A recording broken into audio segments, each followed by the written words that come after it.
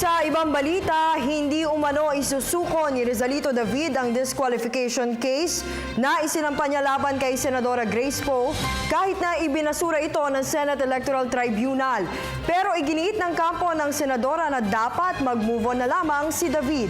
Si Jervis Manahan sa detalye. Politikal at hindi legal ang naging basihan ng Senate Electoral Tribunal sa pagbabasura ng disqualification case laban kay Grace Poe. Yan ang paniwala ng petitioner nito na si Rizalito David. Dahil diyan, hindi raw siya basta-basta susuko kaya magfa-file siya ng motion for reconsideration sa opisina ng SET sa darating na Lunes. Let's follow the normal procedure. Let's file a motion for reconsideration the soonest possible time. And then if we do not get the justice that we want after this, then we file a certiorari sa Supreme Court. Naniniwala raw siya na magbabago pa ang desisyon ng SET dahil ilalatag daw niya at ng kanyang abogado ang mga dating kaso na maaaring magsilbing president sa pagdedeklara na hindi talaga natural-born Filipino ang senadora.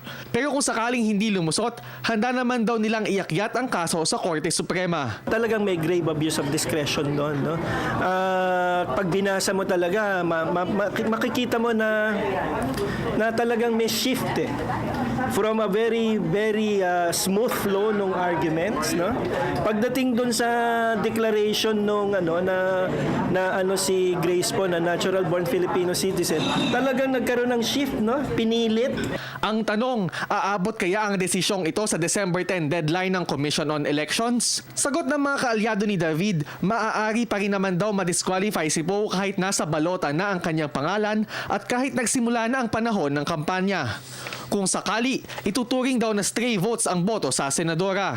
Magbabago raw ang political landscape at mawawala ng standard bearer ang kanilang slate. Pero ipinagkibit balikat lang ito ng kampo ni Poe. Sa isang pahayag ng kanyang legal counsel na si Attorney George Garcia, sinabi nilang dapat mag-move on na lang si David dahil wala namang basihan ang mga alegasyong ipinupukol niya sa senadora. Dahil nagdesisyon na ang SET, nasa kamay na raw ni David kung paano niya mapapatunayang hindi nga natural-born Filipino si Poe. Hamon niya kay David, simulan nang lumabas sa bansa at hanapin ang iginigit nilang mga dayuhang magulang. Sa ngayon, nangunguna pa rin si Poe sa Presidential Preference Survey ng Pulse Asia. Para sa Telebisyon ng Bayan, Jervis Manahan.